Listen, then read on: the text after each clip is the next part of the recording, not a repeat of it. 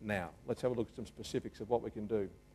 As I said, a number of august organisations that have done research projects on what happens in recessions and whether it's a good time to grow, expand, quit or whatever. I think fundamentally there are three options available to us. Option one is quit. And it's not a pretty option, but it's a valid one. You know, as an army officer, one of the lessons that's drummed into us is that you fight at a time and place of your own choosing. And if the conditions have not been good in the past, they're not going to be better right now. If this isn't a good time and place for you to be in business, then maybe a tactical withdrawal is an appropriate solution for you. I'm not proposing that you do it, I'm putting it on the table as an option which deserves consideration. The second option is that we can do what we've always done. You've all, I'm sure, heard the old adage, the old bit of folk wisdom that says words to the effect of, if you keep doing what you've always done, you'll keep getting what you've always got. Words to that effect, yeah? And you've probably even heard the extended version of that says that it's a definition of insanity to keep doing the same thing and expect getting a different result. Have you heard that one too? I've got a problem with that. You see, the problem is that if we keep doing what we've always done, we won't keep getting what we've always got.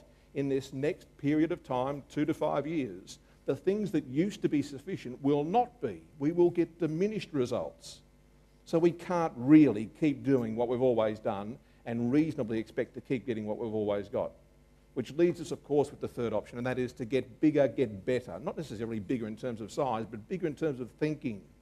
Get better and sharper and more proactive, more focused, and take the opportunity while our competitors are hunkered down inside the wire of their perimeter, waiting for the world to pass, or for the nasty bits to pass, so they can come back out of their cave. We can be out there taking ground from them. In almost every case, those studies, and many others like them, by major organisations like ABP and Mel Fortram, Meldrew and Fewsmith, Harvard Business Review and many others, all reported on the fact that those businesses which remained proactive, which continued to promote and market themselves effectively, and we'll talk about the effective part in a moment, whilst others were saying, this is scary, we're not sure what's going to happen, we'll cut our budgets, we'll trim down, we'll just sit quietly until the tough times passed.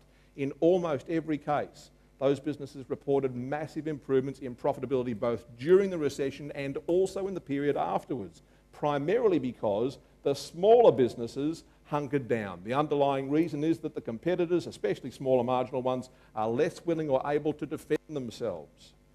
This is potentially a nasty patch of time. It is also potentially a wonderful opportunity for businesses like yourselves to get out there and snare significant share when no one else is trying to hold on to it as hard as we are trying to acquire it. So let's talk about some mechanics. If we can presume for the moment that it is a cycle, it will pass, and that there is merit in arguing to or being proactive in building our business, even though it's gone down, the downturn has been recorded.